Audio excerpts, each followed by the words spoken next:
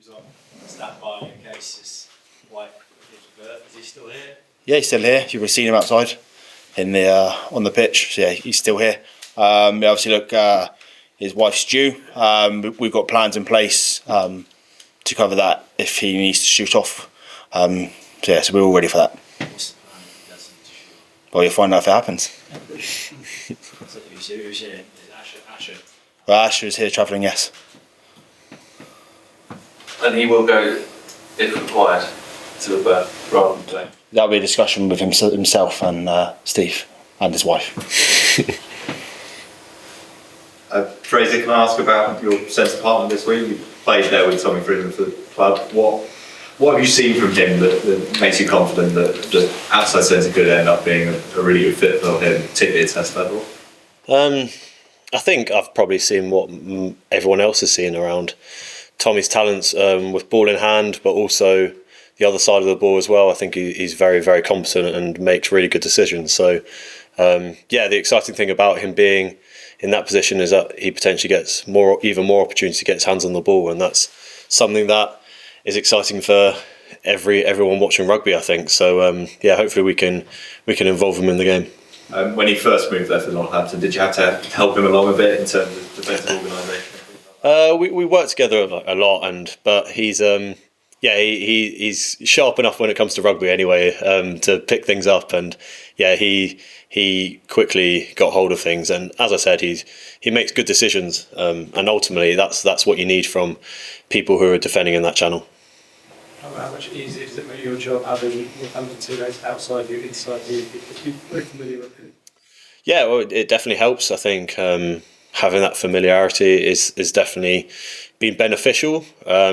Isn't necessarily essential. I think there's a lot of good players here, and you've spent a lot of time with people in camp that you kind of create connections anyway. But yeah, I'm just fortunate enough that I'm playing alongside some guys that I play with weekly and know very well when it comes to being off the pitch as well. Does that make communicating easier if the noise lifts in here, as we know it can in Cardiff, where you may have to find other ways of communicating? Yeah, potentially so. I think communication is obviously a key part of the game, and how you can do that in whatever circumstances, wherever you are, whatever stadium, whatever noise is being chucked at you, how clear you can be with each other. And so, potentially with us being so familiar with each other, that may well prove to be beneficial. But I've got no doubt that a lot of people within this team would find good ways to get together and get messages to each other as we kind of practice each week. I was playing in the centre with Tommy compared to playing with Ollie Lawrence. Oh, well, to be honest, I was really looking forward to playing with Ollie, and I didn't really get much of a chance, and so I can't answer that completely. I would love to play with Ollie even more, and we're all feeling desperately sorry for him. But playing with Freemo, I think it's a similar kind of role for me, where you've got two boys who are very good with the ball in hand, and how you can create opportunities for them to take people on.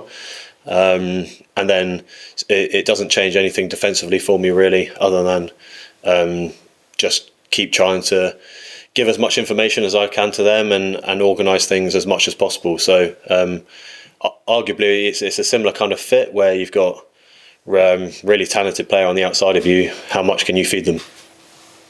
Tom, what's your take on the Welsh front row?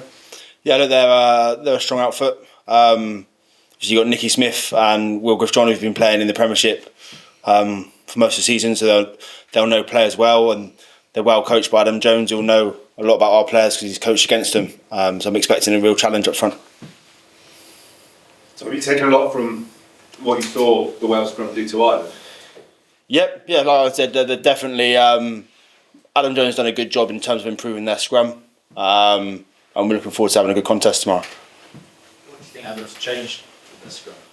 I think he's a unique individual for my dealings with Adam. I think he's got the players believing in what he's coaching, and I think he's changed their attitude around the scrum and made it important. Is he someone you've dealt with a lot in sort of visiting Harlequins and things like that as you do during the year? And is he someone that's almost helped you on your coaching journey over the last couple of years? we've worked together around developing players like Finn Baxter, and I guess we could say we've helped each other. But yeah, we would have discussions. Any more questions, James? Thanks very much. A bonus point obviously can be twice the importance tomorrow. Is that something that's factored in your considerations to speak? Look, I think we know what we need to do. We're focused on this game and winning this game. I know that you say that you're focused on winning, everyone's going to say that, but obviously the ramifications of a win tomorrow can be quite dramatic. So have you thought about that at all? In terms of winning the game?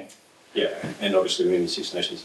Yeah, so we're focused on winning our game, and what we want to do is put ourselves in the best position to win the championship, but that ultimately is focused on what we do in our game.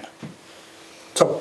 Fraser, how's Cameron Pollock settling in for his first test, and given how much time you spent with him at the club, what are you excited to see from him come on to his first? Yeah, I know Henry well. I think he's just very excited, and just speaking to him as much as possible. I think he's just relishing this opportunity. He's obviously someone that's got loads of talent, and ultimately we just want to see him get on the pitch and do his thing. And so, yeah, I'm sure largely what we'll see from Henry is just a lot of energy and a lot of excitement to go and get involved as quickly as possible. And just I saw that when you guys ran out, him and Will Stewart had led the team over there. Could you just tell us a little bit about what happened there? It's just kind of a bit of a thing whenever we do a stadium visit, if there's a notable thing for someone. So Stu's 50th game, obviously, and then it's Pollock's first game. So for them just to walk out, it's just a little thing that we do. Is Henry the same in this environment as he is at Northampton? He's quite a loud character. Is he the same when he comes in here? He's very much the same, I think, and that's like one of the best things about Henry. I think that he is able to transfer from each environment what he's really good at and who he is. He's not necessarily like loud in terms of constantly. I think he's just got a lot of energy, and that's something that can be really valuable to squads. Everyone happy? All costs? Okay, we're done.